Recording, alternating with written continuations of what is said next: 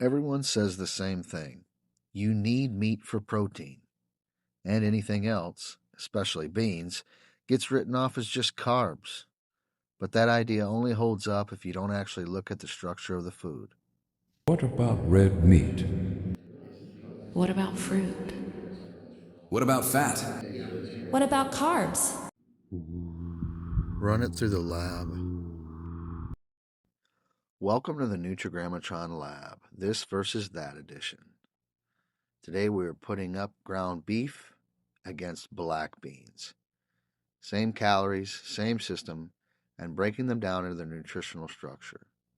First, ground beef, 80-20. Per 100 calories, protein comes in at 6.78 grams. 0 grams carbohydrates, 7.88 grams of fat, 0 grams fiber, and 28.4 milligrams of sodium.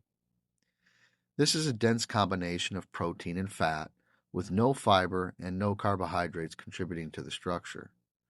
From a micronutrient perspective, beef is strong. It delivers about 41% of your daily value of vitamin B12, which plays a key role in red blood cell formation and neurological function. It also provides around 16% of your daily zinc, which is critical for immune function and enzyme activity. All right, let's now get into the 5 sub-indices. The macrogram index score is 18 out of 20. Beef scores high here. You're getting a dense amount of complete protein with no carbohydrate load whatsoever. The structure is simple and efficient. This is exactly what this axis rewards. The microgram index score is 16 out of 20.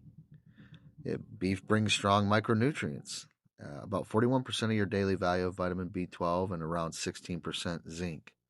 That drives the score up, but it's not as broad as plant-based diversity. The fibrogram index score is 2 out of 20, and this is where it collapses structurally. There is 0 fiber in beef. And fiber isn't optional. It's part of how food interacts with the body over time. That absence pulls the score down hard. The sodiogram index is 20 out of 20. Sodium is moderate here at 28.4 milligrams. No penalty, full score. The glycogram index score is 20 out of 20. No carbohydrates, no glucose response, so this axis is maxed out. That leaves ground beef 80-20 with a final Nutragrammatron score of 76. This places it in the functional tier classification. Now black beans. Per 100 calories, you're getting 6.75 grams of protein, 17.96 grams carbohydrate, 0.38 grams of fat, 6.59 grams of fiber, and 1.52 milligrams of sodium. The macrogram index score is 19 out of 20. This is where things shift. Protein is almost identical to beef per calorie, but now it comes packaged with fiber and carbohydrates. This is a more complete macronutrient structure, and that pushes the score slightly higher. And this is also where we need to rethink something. Protein isn't rare. It exists across whole foods consistently. So instead of asking, where do I get protein?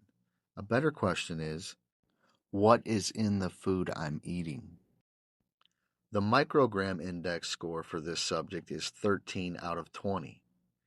Beans bring magnesium, about 12.6% of your daily value.